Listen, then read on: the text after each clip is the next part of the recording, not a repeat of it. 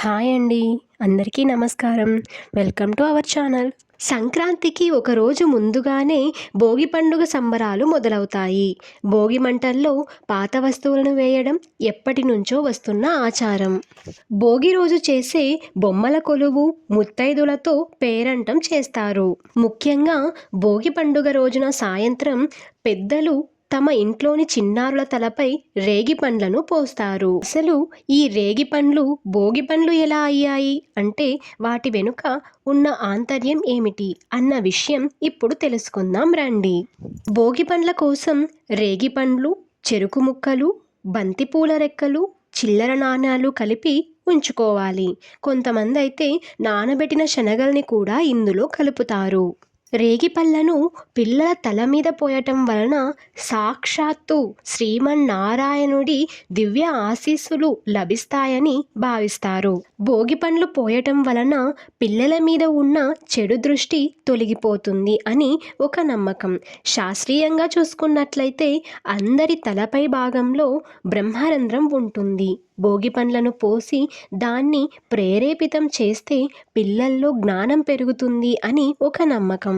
రేగి పళ్ళను బద్రీఫలం అని కూడా పిలుస్తారు. శివుణ్ణి ప్రసన్నం చేసుకోవడానికి నరనారాయణులు అంటే సాక్షాత్తు ఆ శ్రీమన్నారాయణుడు, అర్జునుడు కలిసి బద్రికావనంలో ఘోర తపస్సు చేశారట. ఆ సమయంలో దేవతలు వారి తల మీద బద్రీఫలాలను కురిపించారని చెబుతారు. ఆనాటి ఆ సంఘటనకు ప్రతీకగా పిల్లలను నారాయణుడిగా భావించి భోగి పండ్లను పోసే సంప్రదాయం వచ్చిందని ప్రతీతి. భోగి పళ్ళను ఫలానా వయసు పిల్లలకి పోయాలన్న నియమం అయితే ఏమీ లేదు. సహజంగా 5 సంవత్సరాల లోపు పిల్లలకి ఈ భోగిపళ్ళు అనేవి పోస్తారు. ఇక మొదటిసారి భోగిపళ్ళు పోసేటప్పుడు మాత్రం పిల్లల వయస్సు బేసి సంఖ్యలో ఉండేటట్లు చూసుకోవాలట. భోగిపళ్ళు పోసే ముందు పిల్లలని తూర్పుముఖంగా కూర్చోపెట్టి వారికి తల్లి తన చేతుల మీదుగా కుంకుమ బొట్టును పెట్టి భోగిపళ్ళను పోసి ఈ కార్యక్రమాన్ని ప్రారంభించాలి.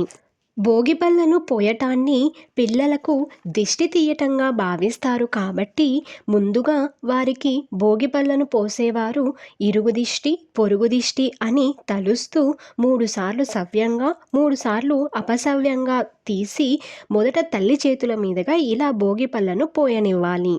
తల్లి పిల్లలకు భోగిపళ్ళను పోసిన తర్వాతనే ఇంటికి వచ్చిన ముత్తైదులతో ఈ కార్యక్రమాన్ని జరిపించాలి. భోగిపళ్ళను దిష్టి తీస్తారు కనుక వాటిని తినకూడదు.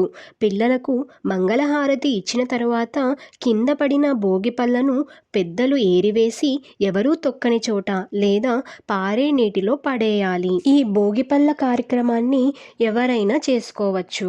ఆనవాయితీ లేకున్నా పర్వాలేదు, మొదటిసారి అయినా చేసుకోవచ్చు. ఈ వీడియో కనుక మీకు నచ్చినట్లయితే లైక్ చేయండి, షేర్ చేయండి, సబ్స్క్రైబ్ చేసుకోవడం మర్చిపోకండి. Thank you for watching.